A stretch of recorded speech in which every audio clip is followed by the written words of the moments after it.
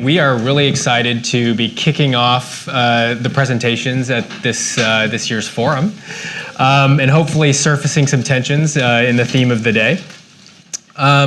So we decided to skip the kind of just slide presentation format and are going to experiment with a little Q&A format to try to make it a little bit more conversational, a little bit more casual. So hopefully it works out, and if it doesn't, please forgive us. So I'm going to start. And to get the story started of the Holacracy Experiment, Michael, since this was your idea, why did you go down this path of trying to bring holacracy to state government? Like, what were you trying to solve? I don't know, but I regret it. I basically came across holacracy by chance. I was trying to solve a different problem. And the problem that I was trying to solve in state government, so I work for an agency in state government. I'm what they refer to as a deputy director there. And one of my responsibilities is to solve large statewide kind of problems. And one of the problems that landed on my plate was, how are we as a government going to compete with the other employers in the region? And we are basically a tech company. We're 600 people. Organization to have mostly technology workers, but we sit in a region with some big names like Amazon and Microsoft and Disney and Google and others. And so these are employers that we compete with. And in addition to that, what we know in my company is that we have a very high turnover rate. It's highest in all of state government, and it's also in the industry, technology industry, it's also higher than that. And grab the next slide. The other challenge that we have is most of what we call the silver tsunami, which is a lot of our workforce is aging and retiring off. But we're having a really difficult time attracting that talent to come back and replace them. So that's really the problem I was solving. And when I looked at the market and what are employees looking for in an employer, there's several things, but one of the things that they look for is more autonomy in the work environment. And the way we do autonomy and empowerment in a traditional system is we hire good managers that know how to empower people, but it's obviously not working. And also the empowerment comes really from a personality-driven type of leadership, so it really depends on who you hire. So I was looking for something more systemic, and I encountered I'm also pretty active in the Agile community, and I encountered some friends there and talked about this problem, and they mentioned holacracy. How did you actually decide to to come up with the idea for running an experiment at WaTech? So that sort of explains how you came to holacracy. How did the idea of the experiment itself come to be? Well, the way I came across the experiment is I thought about holacracy. The first thing that I discovered in the materials was some article, actually I think it was Harvard Business Review, maybe had been an article from there, that said no more managers. And my first thought was, well, who do employees complain about if there's no managers? I wasn't sure how that would work. And we're also we have represented workforce. So I thought, well, does that mean everyone's in the union, or does that mean no one's in the union? Either one, there's no way this would go through. So I knew that in order for this to be taken seriously, I had to come up with some way to measure it and some way to quantify the benefits. And most of what I could find was largely anecdotal, wasn't very scientific at all. And for an organization that values data-driven type of decisions, I needed to come up with some method. And the only tool I had in my brain at the time was A/B testing, something in software development. And I reached out to the Agile community. I reached out to Holacracy One, and they point me to a few directions, and one place they pointed to was actually you, and so you should talk to Mike Lee. So, which maybe leads me to a question for you, which is, so when you and I first talked about this whole idea of A/B testing or whatever, what was your initial reaction to this problem I was trying to solve, and then what was, from a researcher perspective, how did you approach the measurement problem that I was dealing with? Yeah, I mean, from a researcher's perspective, when Michael came to me with this idea of running a sort of A/B test, it was music to my ears, right? Because the ability to run an experiment in an organization is pretty rare. Most organizations are actually don't have the appetite to to sort of experiment with their own people in that way. Most of the time, if they want to adopt something like this, they'll adopt it in the entire organization. And so I got really excited about this opportunity to do this, but I think when Michael came to me, his sort of idea was still kind of forming. It was still focused on, let's just run a small group, pilot group, and let's try to collect data around that. And so what I really sort of tried to push us to do is towards trying to make this as rigorous of a sort of experimental design as possible. And so what that meant was that we needed both a treatment group and a control group, right? We needed comparable groups where one group would get the holacracy treatment and the other group would not. And we would follow both groups and see what differences there were between those two groups. But that sort of introduced immediate design challenges when we talk about trying to do this in an actual organization.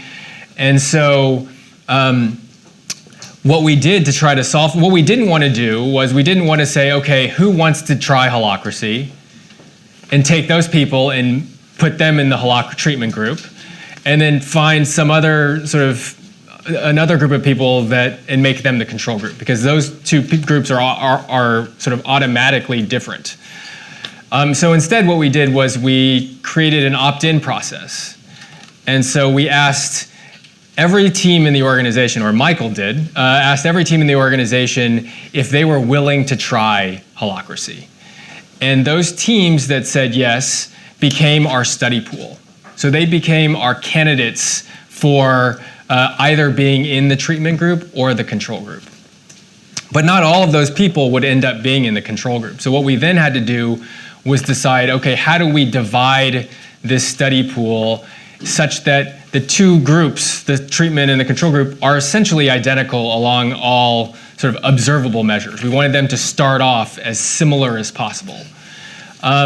And the other thing we needed to do was we needed to make sure that those groups were as separate as possible as well, because we didn't want them to be communicating and working closely with each other, because then the people in the control group would actually learn about holacracy just through the course of actually working together with those groups. So it presented a unique challenge. And so this is actually what that looked like in practice. So this is the org chart, kind of very small, but each of the circles represents a team. And all of the colored circles are the teams that opted into the process. So about half of the organization opted in to the experiment. And so what we did is, if you'll notice, it's a little hard to tell, but there are sort of four kind of a lot of the teams cluster around four kind of leaves or branches of this org chart that represented sort of, I guess, directors in the organization. And so we wanted to make sure that of those, within those sort of branches, that every team in a branch would be in the same condition. So we didn't have sort of teams sitting close to each other in the organizational chart in different conditions, because then again, you would potentially have spillover effects once the experiment started running. And so of those four branches, we needed to divide them 2 and 2 in each condition. And then there are sort of leftover teams sprinkled throughout the rest of the organization that we just needed to divide as well. And so what we did is we had a baseline survey of everyone in the study pool, where we measured things like how interested are you in holacracy, what is your manager's sort of managerial style like. We had kind of performance metrics rated by managers. We had feelings of empowerment. And so what we did is we tried a whole bunch of different divisions of the study pool into those two groups, and we ran statistical analyses to make sure and see which divisions enabled a fairly balanced kind of a fairly balanced assignment across the measures that we had collected in the survey. And so we actually, tried to cut this like many different ways, and actually there was only one way that led to a situation where the two groups, the treatment and the control group, were balanced across some of the key measures. So it was actually a pretty kind of involved process of coming to just the treatment assignment. And then just a little bit more on kind of the overall design as I thought about this. This was going to be a mixed method, so quantitative and qualitative data. But it was really going to feature quantitative data because the experimental design really lent itself perfectly to that. And so what we did is we have 3 surveys, so one at the baseline, one at the midpoint at 6 months, and then one at 12 months. And the survey was designed to capture a variety of individual and team level outcomes. So at the individual level, they're kind of the things that you would expect to measure: job satisfaction, turnover intention, feelings of empowerment. One interesting one that we captured was cognitive complexity. So we wanted to test whether operating in a self-managed environment affects cognitive complexity. And then we also measured team level outcomes like learning. And then we also collected some individual level personality trait level measures, both as kind of control variables to make sure that we could control for those, but also to explore, I think we all have this intuition that there are certain types of people that operate better in a holacratic or self-managing environment. And so we wanted to see analytically, could we verify that? And so where we are currently is we're actually right near the end of the experiment. So unfortunately, we haven't actually collected the final survey. So the sort of quantitative results, hopefully, it's not too disappointing, but the quantitative results we have not finished collecting and have not finished analyzing, but we are actually administering that survey next week. And so once we get that survey in, then the analysis can actually begin. So I'm gonna ask you a question. So this is a pretty involved design. It involved a lot of kind of sort of on the ground persuasion by you. I'm wondering what was your reaction to it, and what was it actually like to kind of set this up? Sure. So my initial reaction to if you go back to like that org chart picture, yeah. So my initial reaction to what you were proposing, I thought was pretty awesome. And then we actually had to do work around that, and that was less awesome. That was pretty awful, actually. And what was awful about it was, well, in fact, as we were sharing part of this, this approach to some other experts, the reaction I got back was, "This is impossible. You can't do this." I accept that challenge. But basically, this was. What that meant, what this design meant to me, what I loved about it was I loved the rigor that you brought to it, the scientific rigor, right, to my sort of naive A/B testing. But what it meant to me in terms of implementation was I had to sell the idea of this experiment to the agency, and there were about 600 people or so in the agency. And one of the things that was sort of funny, and you and I've talked a little bit about it, but is that one of the questions one of the conversations I often had during this time was, how many people do you need to have in the experiment in order for it to be, successful? And I would ask you, like, how many people do you need? And you would say, as many as possible. Yeah, as many as possible, which wasn't helpful. But I finally got you to narrow down to like 120, 130 or something in each condition. Okay, thank you. In each condition. But the problem, what you didn't know, was that on the other end, inside the organization, my quote boss, as I'm sort of, pitching this to him as well, and he's been pretty supportive, he was thinking the number would be around like 50.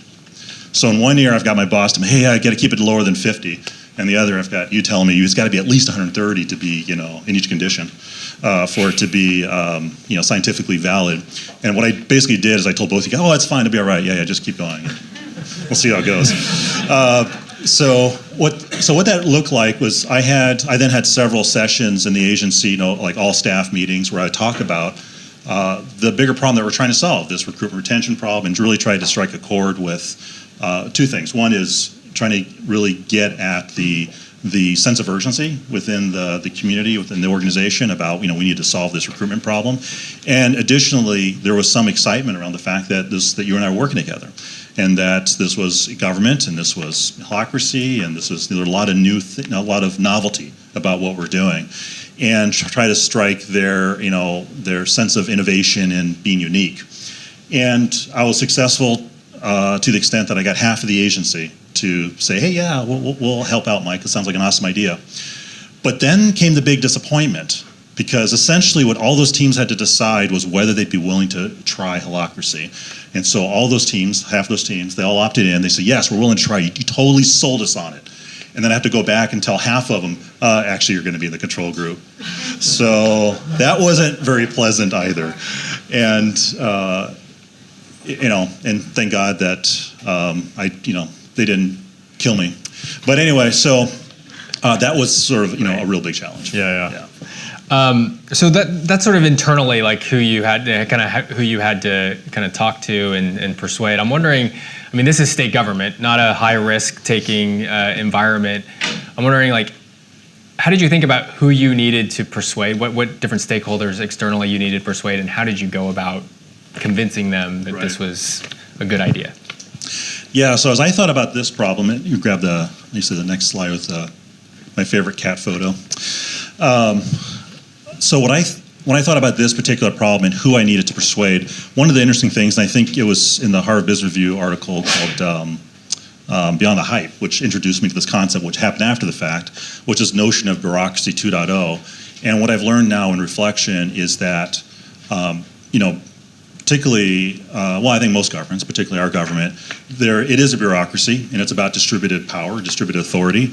What that means, though, in something like this, is I have to convince a lot of people that this is a good idea, because any one of those groups of people can essentially kill the project. So one of the first groups I thought of, which I thought of them after I signed the Constitution, was I went to the Attorney General, which is our lawyers, and asked them, is this legal? I just signed this thing. Is it actually legal? To see if this is something we could even do in government. And they could not find any reason why it would be illegal.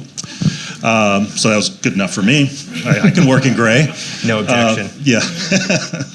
The second group, the second group was the state HR office, which is basically the organization in state government that has authority over all HR policy throughout Washington government. So I had to also sell it to them. And the way I sold it to them was, coincidentally, they were trying to solve this employer retention issue as well. So I proposed this as a possible solution, and I pitched as, it's just an experiment. We're not committing to anything. We're just doing an experiment. And if you have a better idea, I'd like to hear it, because right now this is the only idea on the table. And that worked. The other group that I thought of that I needed to pitch to was the union. So a big part of not a big part, but a portion of the workers are represented in this experiment, and they could easily kill this experiment if they weren't on board. And so I did what I refer to as the long pitch. And this is where I explain what I'm doing, and it takes me an hour to do it. So I do it very slowly and incrementally.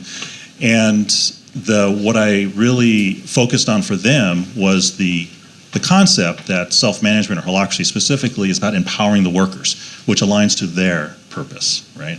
And they actually, one person said, this is exciting, which apparently this group doesn't have any emotion publicly. So when I tell this, maybe this doesn't mean anything to you guys, but within the state of Washington, when I tell the story, they're someone smiled. Wow, that's crazy. So they've been actually a good supporter. And then the last group was the governor's, it's referred to as Results Washington, which is basically the group that measures state government for the governor. And fortunately, that was an actually pretty easy group to sell to, because they're looking for innovation, and they're looking for really exciting things, and this really resonated. So that was those are the groups that I had to sort of pitch to, and I probably missed a few in hindsight. But the other sort of challenge here was, throughout the experiment, there was a lot of things that came up. So at this level of the organization, there's a lot of turnover in senior leaders. So I've had to make this pitch multiple times, practically continuously, to all these groups, because the director of HR left and went somewhere else. And that position's been replaced, I think, 3 times now. So that's one issue. And then it's a political environment. So we also had issues like the director, who's my boss, there was threats by the Senate to essentially fire him, because he has to be confirmed, fire him for political reasons. This isn't being recorded, is it? Just kidding. So there was also this political thing going on that was impacting our experiment. Funding was an issue. So there are a lot of external issues. Yeah. there were several times when I thought this actually wasn't going to happen. You weren't the only one. So for you, thank you for the cue. Yes, no problem. It's just practically smoothless. Just, yeah. Improvised. All right. Improvised. Improvised. So, okay, so that was sort of the initiation, right? But now we're like actually running it. Right. So from your perspective, after we run this thing for practically a year, what were some of the observations that you noticed that kind of stood out? Even though you don't have data yet, right. and we're all greatly disappointed by that, and I'm sure you'll have it by next week, you said? Yeah. No, you said that? No, oh. no. Okay. So what can you share? So, I think during the course of the now 11 months, the things I want to share, the observations I had that I want to share are really all of the ways that despite our kind of really diligent efforts to make this a really robust and clean experimental design, all the reasons why this is not a perfect test of the efficacy of holacracy. So all of the ways in which the study was compromised, was challenging, and why the data, I think, will represent at best a conservative test of holacracy's impact. So one, I think, is just the fact that the implementation was partial, right? So it was only in a subset of the organization's team. So already a lot of the tools that holacracy enables in terms of restructuring and sort of processing tensions throughout the organization was not really available to these teams in the way that it would be in a full-scale implementation. And you add on to that the fact that I think one sort of unique challenge to this experimental design was even though we really tried to keep assigned teams so that those that interacted with each other were in the same condition, we didn't have perfect knowledge about where the interdependencies in the organization resided.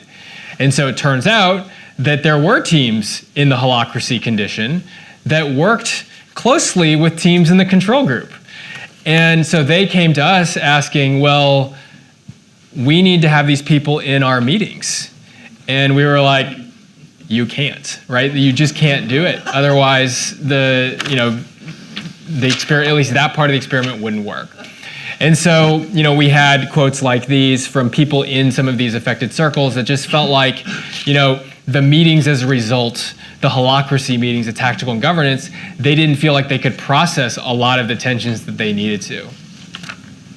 Fortunately, this wasn't sort of most of the circles in the holacracy group, but there were a few. And then I think related to this, some, especially for teams that encountered this issue, the holacracy meetings felt not as valuable as you would expect. And so they actually kept all of their other meetings, right? And so the holacracy meetings just sort of were additional meetings that they had, and it felt like less than sort of efficient use of their time, let's just say.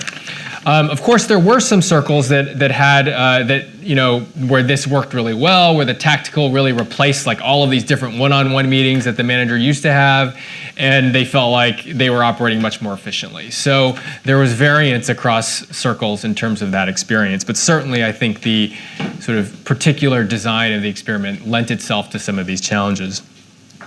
And then I think the other big issue was that this was still a formal hierarchy, right? So this was a 12-month test in some part of the organization.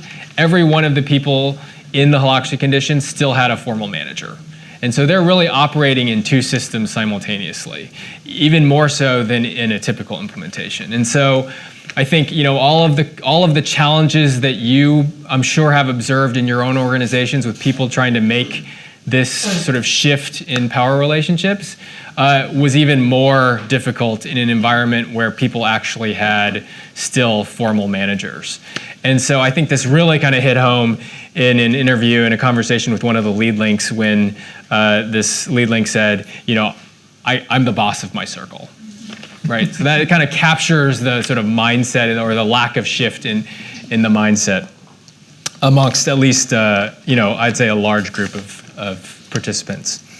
And then the last thing was there was a great deal of change. I think Michael mentioned the amount of kind of turnover at WaTech at the leadership levels. There was turnover at every level at WaTech during the course of the experiment. And so some of the backstory and context is that WaTech is the product of a merger of 3 different government agencies that occurred a few months before the experiment started. And so this restructuring and merging, it was happening at the same time as the experiment is running. And so I would say about a third or so of the participants in the experiment ended up being either gone or in a different part of the organization by the end of at least by this point in the experiment. So just a huge amount of turnover that I think ultimately affects, when we talk about the number of people that we needed in the experiment, which really informs the statistical power that we have, that really sort of just decreases the total number of people we can end up analyzing and have sort of quality data for. So, I think all of this is just to say that while I think this is a really unique kind of study that is very difficult to run, there are many challenges to it still, despite the fact that we had a nice experimental design. Okay, with that, on that note, let's see. So that's kind of from a researcher's perspective. From a on-the-ground perspective, like these are your colleagues. You're in the organization talking to people on a day-to-day basis. What were your kind of experiences and observations? Well, some are still colleagues. And I'm glad that the research or the design really worked out for you. I think some of the challenges, there's really a couple that really jumped out at me as I think about it. And one of the things I really am inspired by is that there are this experiment, and I've shared this within the organization, no matter what happens with this experiment, it has fundamentally changed the lives of several people in the organization, right? And there's some people that just now think differently. They've been, changed in that way. And in addition to that, there are people in the organization that, in the hierarchy, they were just these forgotten individuals that are leaf nodes, I would say. They're at the bottom of the org, that really came out in this experiment and really shined. Where we have line staff that are now giving, leadership advice to managers higher up in the organization, and that's like perfectly normal in this sort of context, which is unheard of. The other thing that was sort of interesting, and if you jump to the next slide, there was a lot of variance between teams. So this is essentially a measurement of maturity across all the teams in the experiment, and we track this monthly, and there'll be more about this tomorrow, teaser. But you'll notice that if you follow some of those lines, that they dip down in terms of their maturity as well as, and also affected their mood, and to what I refer to as the trough of suck. And for some teams that happened at 2 months, and other teams that happened at 6 and 8 months. And so that degree of variance was amazing. I thought it was interesting, but it was really a function of the managers, I think, largely, right? Just the type of managers. So that was the other sort of thing that I observed was there were certain teams that really did well, and it was, I think, one of the critical success factors was the nature of the manager that was in that, that was there for that team and taking on, new roles in Holacracy. So let's see, that's all I wanted to say, unless I missed something. I think you did. Oh, you did? Oh, yes. Oh, my God, one of the most exciting things. I did this on a plane ride. Not here, some other time. I was a little bit more prepared. Thank you, sir. Yeah. So the other thing that was sort of fun was there were organizational constructs or artifacts that were in the hierarchy that we had to deal with. And teams were struggling with how to translate those artifacts into Holacracy vernacular, right? So for example, what you see on the screen, it's actually a 7-page document, and I won't go through all of it. Just to give you an example, this is a document that everyone in this team called Desktop Services had to sign, and it was basically an expectations document. And essentially the purpose of it was to to create a way to get people in trouble if they didn't like them. So you'll see that, so I took this document and I came up with what would be the Holacracy equivalent governance to convey the same things while removing a lot of the sort of autocratic issues. So there's, for example, in the second sentence there that talks about the supervisor. Your supervisor must pre-approve any changes, to the schedule and work hours and blah, blah, blah. So I took those things and converted them to new roles that had new accountabilities. Instead of supervisor, called it scheduler. It doesn't have to be the, quote, supervisor. It can be somebody else. Created policies that linked to the accountabilities, and then also created additional accountabilities on the roles to link all those together. So there's 7 pages of this, I don't know, probably 100 different pieces of governance. And although that was like an important thing, and I really enjoyed geeking out on that on the plane ride one day. So that's the second really big thing that I thought came across. So I know that there aren't qualitative results, and I'll probably say that 2 or 3 more times. Quantitative. Oh, quantitative. I know that. I know that there are quantitative. I know you don't. Okay, let me get this right. Make sure I know what I know. We don't have quantitative results yet, and I'll say that 2 or 3 or 4 more times. But we do have some qualitative, right? Because you did do some interviews, and you've got some assessments. So could you share some of those? Yeah, what are your insights? Yeah, I mean, so I conducted interviews sort of throughout the process to understand what are people's actual, day-to-day experiences with the experiment and with the new practice. And I think, I want to share some of these. I don't think any of these will be much of a surprise to you all, given your experiences. But I thought, in the spirit of surfacing tensions, I hope that they'll provide some insight or some fodder for kind of your own reflections about your own experience, both in terms of what has been positive, but also what some of the challenges have been. And so, one set of sort of themes were around, obviously, the notion of empowerment. But I thought some of the interesting comments were around the way that Holacracy sort of supported empowerment. And one was by kind of increasing the threshold for acting autonomously. And so one individual said that before Holacracy, he felt like if it were a 3, only if it were a 3, an item were a 3, then they could sort of feel comfortable acting autonomously. But now he felt like it could be now up to a 7 or 8 on a scale from 1 to 10, right? In terms of importance or in terms of seriousness. So basically increasing the level at which he felt comfortable acting autonomously. So it still wasn't at a 10, right? But it is higher than it was before. I think similarly, this person said, before being a junior person, it was always check before you do something.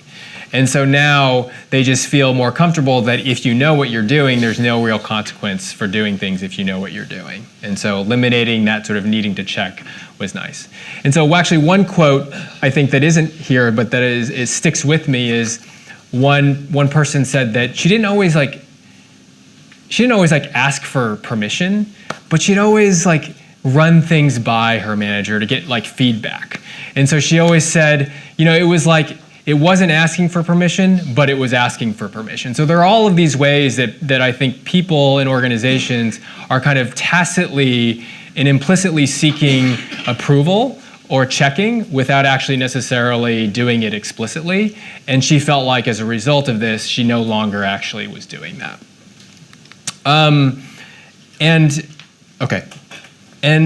The other kind of just quick thing that I think it legitimized oddball. So this person felt like they used to always act autonomously, but as a result, they felt like an oddball in the organization because that was not the norm, and they felt like now that it was normal. So the other kind of themes were around more effective meetings. So, and I think specifically, the way that they were more effective is one, there was more lateral communication. So people felt like rather than it all being kind of channeled through the hub of the manager, that now they were hearing and communicating more with each other as peers. And so they were getting more context about each other's work. And that resulted in actually more direct kind of role-to-role coordination. So people, one person felt like people were coming to him now directly for requests that before he only got through his manager. And then finally, I think this was just such a great quote that I wanted to share this, but it's really about kind of contrasting the speaking rules in the hierarchical structure versus the speaking rules in Holacracy. And he says that in legacy meetings, there is a culture that only the senior are to speak and everybody else keeps their mouth shut. Sometimes we sit in these meetings where something of befuddlement is being discussed and we listen to the senior members flounder, wander around in confusion and uncertainty, pontificating in utter ignorance. It is not uncommon for me to have information that can either contribute value or clear up the entire matter, and yet I and others are expected to be quiet. I like the Holacratic approach. Everybody at the table gets a voice. So some of the other quotes, I think, are the fact that the persistence of power relations, the fact that power relations really haven't changed. And so I think this is something that I'm sure all of us have some experience with in our practice, in our own organizations. One around being the lead link, being sort of the same people as the managers, and that when the lead link, they can request something, but is it really treated as a request? So the kind of the very fuzzy and subtle line between those two, I think, was something that people talked about. Again, that they didn't feel like it's any different. I'll just kind of run through these because I think we're getting close to time. And then here, I think just this feeling that hierarchy still exists. And I think some of this is an artifact of the experimental design, but some of it, I think, is an artifact of the fact that, the power shift in Holacracy is actually subtler than I think many people think, and that the difference between a lead link and a manager is sometimes ambiguous, and so people actually really experience that. And then I think the other thing being the distinction between in meetings versus outside of meetings. People felt like Holacracy was essentially happening only inside the meetings, and I think this really points to the fact that while Holacracy has a lot of structure for supporting power shifts in meetings, it has relatively less structure supporting that kind of practice outside of meetings. And then finally, I followed and talked to some of the control group participants, and there was one team in particular that at the beginning of the experiment, they had a manager who was a strong micromanager, and everyone in the team was very unhappy. And then during the course of the experiment, they switched managers. And their new manager was sort of a model manager in many ways, very empowering, really kind of supporting each of the individuals in the team. And in talking to them, it was incredible the sort of degree of change that occurred in the team and how much happier people were. So this person said, we had a change in supervisor, it's changed everything. The morale has changed, the ability to work has changed, people don't work in fear anymore.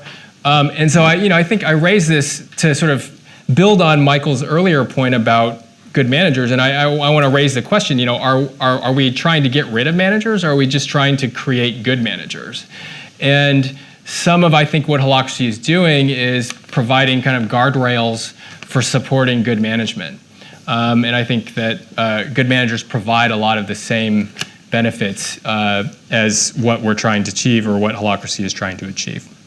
And so I'm going to stop you there. Yes. We're out of time. The next thing we were going to touch on was basically, so now what, basically, yeah. Right? So next steps. But instead, we'll let the answer to that be tension-driven. Wonderful. We've got first, a round of applause for these guys.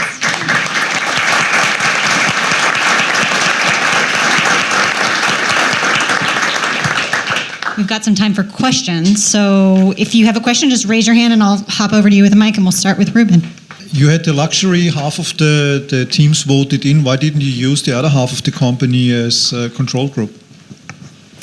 So we did survey them at the beginning, but because they didn't opt in, that was sort of already a significant enough baseline difference between them and the people who did opt in, that kind of using them as additional controls would be problematic.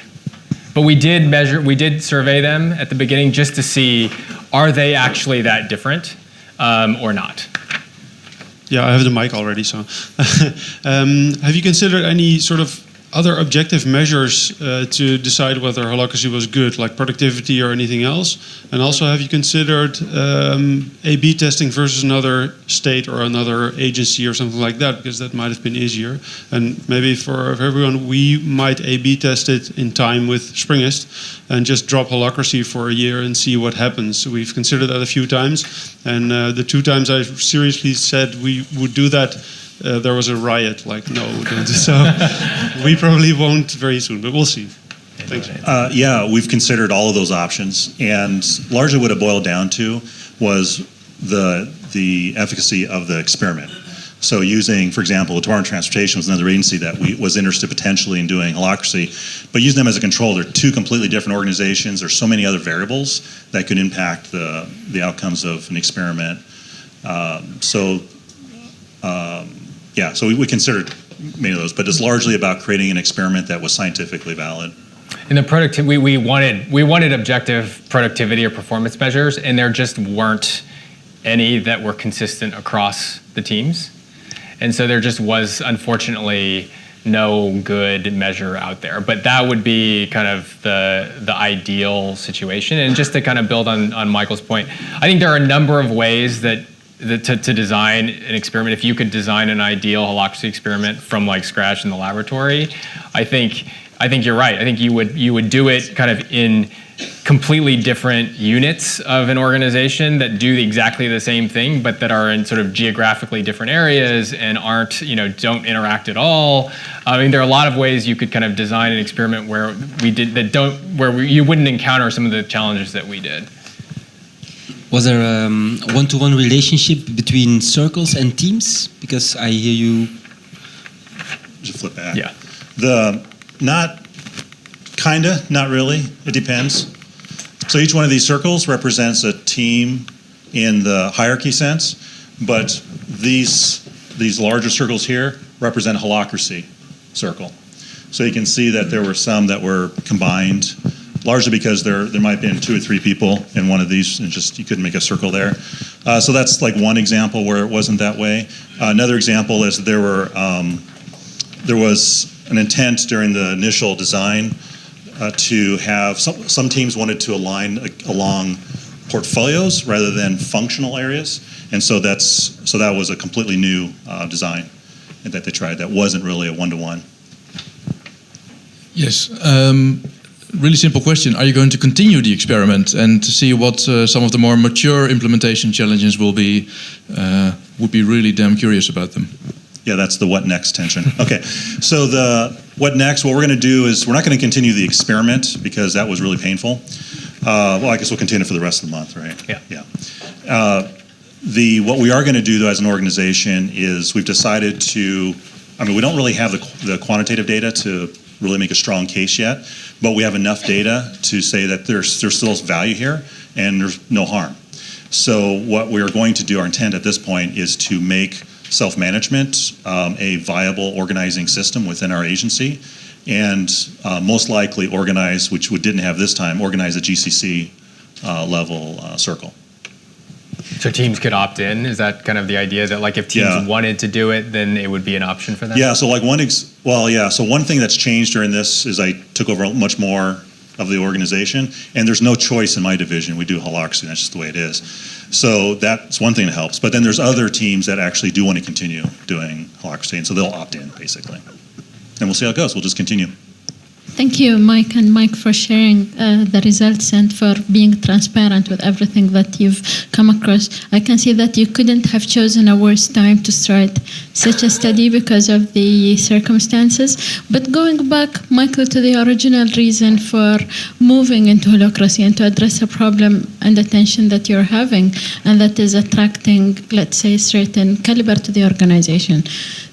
You might have touched on this during the presentation, but do you have any stories to share? Have you been approached by anyone saying, I'm really interested to join the organization, but not to report to a manager, but to be part of a circle, or any other anecdotal story? Yeah, so the answer to that question is yes. We use Holacracy in our recruitment announcements, and that's drawn in people to come work.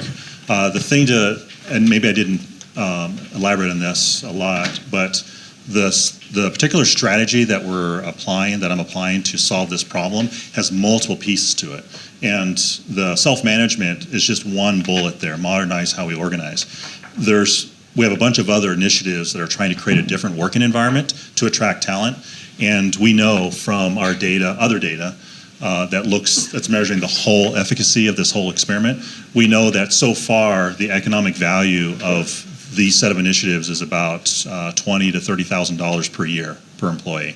So we've actually had employees take a almost $30,000 pay cut just to come work in the environment because we were self-managed, because we had a mobile modern workspace, that sort of thing. Go ahead. Thank you for such a revolutionary speech. Because, for example, I lived for several years in Russia, last one, and it's for government, for example, it sounds such a crazy from red point of view. Okay, and the question is, did you face any problems with purpose clearing of scopes, and how you managed this purpose clearing, like how people managed why they need to do? That's the first short question. And second short question is about a conflict, interpersonal and personal conflict. Did you face any raised conflict from no manager environment? How they solved? Thanks. Yeah, so on the first question around purpose, difficulty around purpose, yeah, we had those challenges, and I don't think they were unique to our implementation, and we still have those challenges. There for a while there were several circles that didn't have purposes; they had just accountabilities,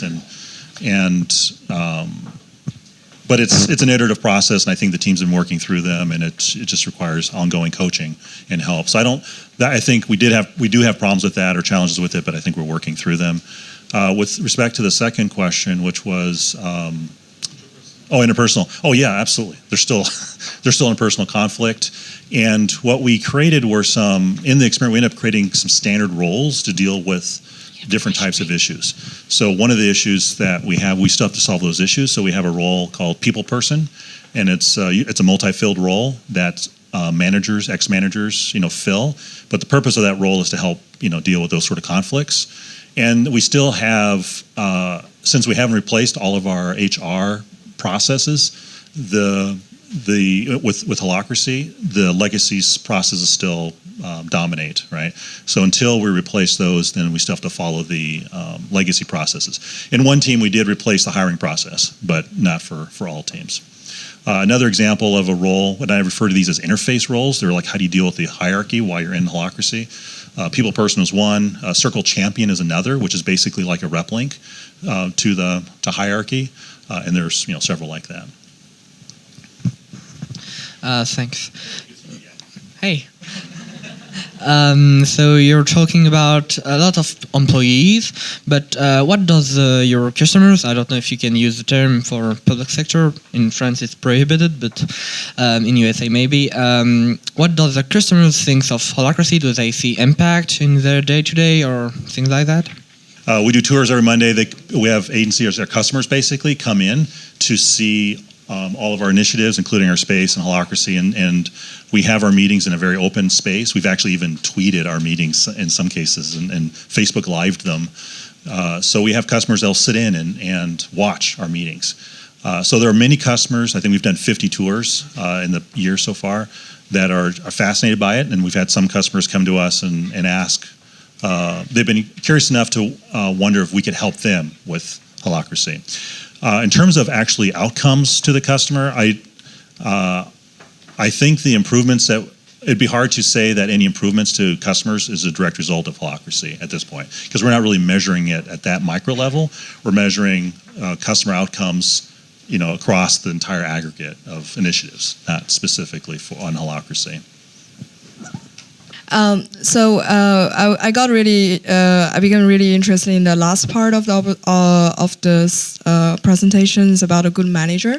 So I'm wondering whether you will do analysis between, like for instance, you have a control group that has a good manager versus another group that is actually running Holacracy, to really compare them and see, because I'm really curious about how a good manager, what kind of value a good manager brings to organization, or if they they are really doing sort of the same thing, how valuable it is, to also do holacracy in a normal group. Yeah. For each manager, we have ratings of their kind of managerial style. So for both the control group and the holacracy group, so we should be able to run that analysis for sure, and I think that will be very interesting.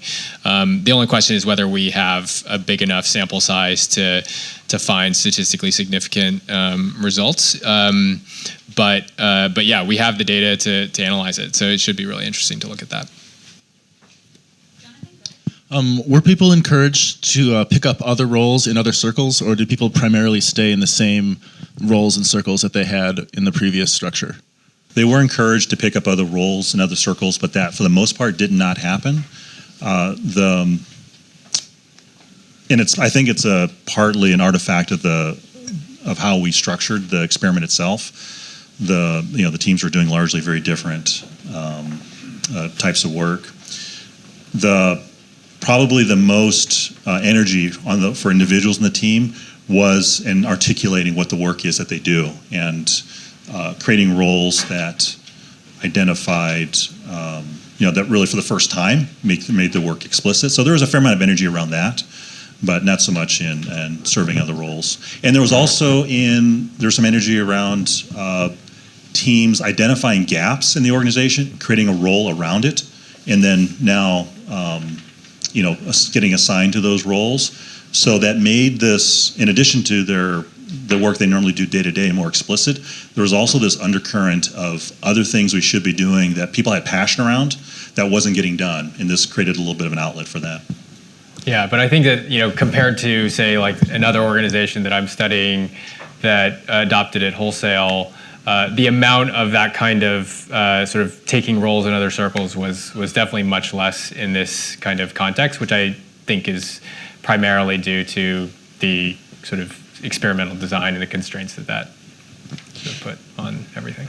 Well, that is unfortunately all the time that we have for questions with these guys, but I do want to say that both of them will be presenting later in the event. Michael will be presenting tomorrow on the coach track, and Mike will be presenting on day 3, again, about something slightly different but related. And I also encourage you to find them at a break and ask them some questions if you have them. And we are going to take a break now, so let's finish with a big round of applause for these guys.